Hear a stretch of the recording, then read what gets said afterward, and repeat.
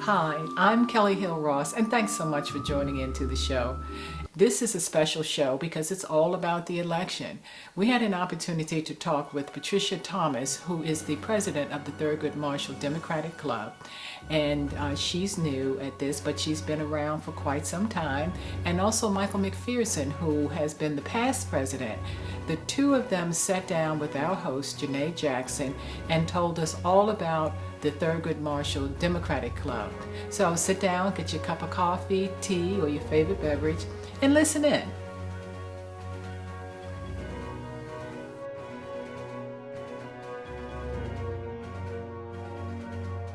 Hi, thank you for joining us again for the Kelly Hill Ross Show. I'm your host, Janae Jackson, and today's guest, we have two members from the Thurgood Marshall Democratic Club. So thank you both so much for taking the time out to come spend with us and letting us know a little bit more about your club. I'll start by saying, can each of you both tell me a little bit about yourself and what have you contributed to the African American Society? Okay, well, thank you so much for having us. I have been in Columbia since 1972. And when my husband and daughter and I worked here, I wanted to be more active in our community. So of course, you children, you start in the schools. So I started working with a group of parents here who were trying to make it more amenable for African American children. So we did a lot of things as far as demonstrations. We did all kinds of lectures with the staff. We had conversations with the principals about the kind of curriculum we thought would be more beneficial for our children and children of color. Okay, and I'm sorry, your name, please state your name. Yes, I'm Patricia Thomas. I'm the incoming president of the Thurgood Marshall Democratic Club. This will be my first term. Okay, perfect. My name is Michael McPherson. I'm the outgoing president of the Thurgood Marshall Democratic Club. I've been in Howard County, will be 50 years Halloween. Okay. I've seen this county go from a small community, which was more inclusive in those days, to what we have today, which is the rival of any large urban area almost. All you have to do is look at the buildup in downtown. Whether that's good or not, I don't know. But I have been active more or less since I retired from active paid work. I got involved politically in this county as a member of the Howard County Democratic Central Committee back in 1995 through the efforts of a friend, Wendy Fiedler. And then I was elected by the Democratic members of the Howard County community to a 4-year term on the Democratic Central Committee. And I was on the Central Committee for approximately 12 years, serving as the chair of the Howard County Democratic Committee for at least 8 years. So I've seen this county go from the small community to what we have today. And as a result, I felt that there was a need to have more involvement of us in terms of how do we get the message out to people of color about what's going on in the county. There are other Democratic clubs around, but there are very few active people of color in those clubs in past years. So I went to a friend of mine, Ethel Hill, and I said, Ethel, I want you to do this, this, and that. She said, well, I don't have the time. I said, yes, you do, Ethel. We need to have our own club because our issues and our concerns differ from what some of the other clubs are doing. We don't have the people coming in discussing those things. And as a result, we need to do our own thing. And so we put together approximately 11 years ago what is the what is the Thurgood Marshall Democratic Club. I didn't want to say the Howard County African American Club. I wanted to do something a little more subtle. So I racked my brain and I said, how do I do that? You do that by naming the club after a well-known, prominent person of color. And one of the most famous people who made a real effort to help people of color was Thurgood Marshall. It was someone I knew, someone that I respected, and I thought the mere mention of his name would indicate what the club was about. So that is how Thurgood Marshall became the name and why.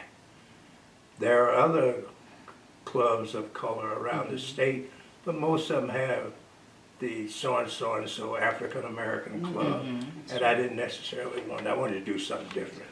So how would you say the Thurgood Marshall Democratic Club, how do they differentiate from the other people of color clubs?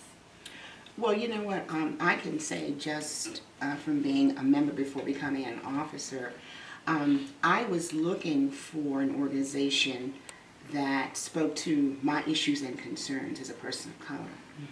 I also belonged to another Democratic club, and I wanted to see how the two were alike or different. And I did that.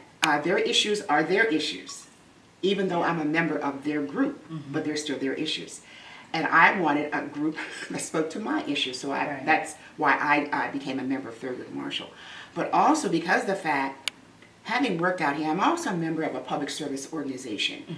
And having worked in Howard County all that time, having lived out here with our daughter growing up here, as I said before, working in the school systems, I also was a volunteer with the Democratic Club, and that's how I met Michael and all the other wonderful Democrats that I worked with. And when he said he was creating this club, I said, oh, that sounds interesting. I need to find out more about that. And I did, so that's why I became a member and started working. We see the need for more education for people of color. We also see the need of getting them to understand they do need information, and you need to get your information firsthand. And if you come out to the programs that we develop to give you that information, you will be well informed, and you won't get a lot of misinformation because there's a lot of that out there also. Outside of providing education and knowledge, are there any other services that the Thurgood Marshall Democratic Club offers? We, in election years, have forums where we bring in the candidates and allow our members and the public in general, anyone who's interested, to come in and listen to what these candidates have to say about their plans for whatever elected office they're running for.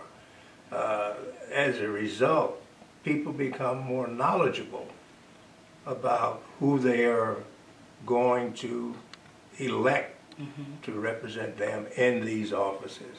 And consequently, you have another aspect of education, and you also have the ability to determine whether or not this is the person you want to vote for.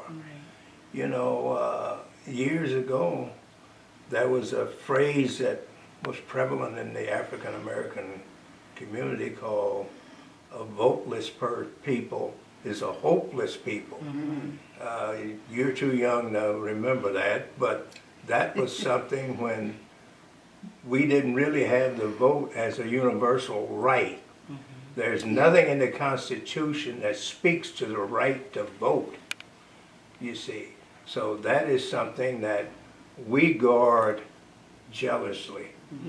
And as a result, we attempt to educate people of color on who candidates are and whether or not this is the person you want to support for office.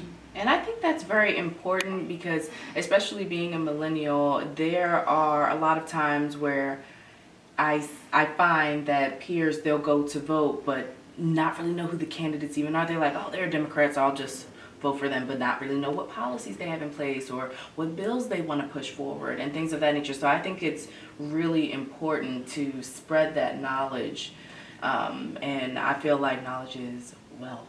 Right, absolutely. And you know what? Since I was a chair for our candidates forum this year, I can tell you it's a very arduous job to make sure that you're getting all the candidates who are running to come in and to do the marketing that you need to get the word out in the community. And that's one thing I wish we could really get out more for people to understand. It's for you. It's for your benefit. We want you to come. We're doing all these marketing strategies that we can think of to get you to come. Okay. So please avail yourself of it. It's to your advantage to do so. Absolutely. So if someone wanted to get in contact with someone from the club or wanted to join, how would they do that? Okay, well, we're listed on our website, ThurgoodMarshall.com, and you can get all the information that's there. We're at a lot of our festivals and fairs that we can attend. We attend a lot of events, and we have our cards that we give out. We have brochures that we give out. So it's a lot of information. We're always doing recruiting at all times. Wherever we go, everybody has at least 10 cards on them. Okay. That tells you when our meeting dates are, Okay. where, and the time. Well, I hope you enjoyed the show.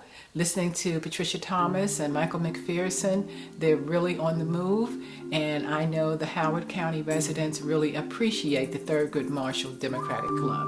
So until the next time, if you have an idea or a suggestion, please drop us a line at www.thekellyhillross.show and let us know.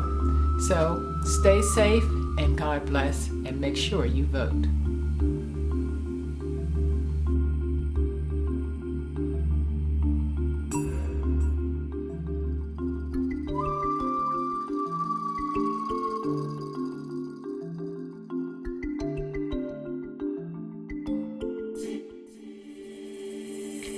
Yeah.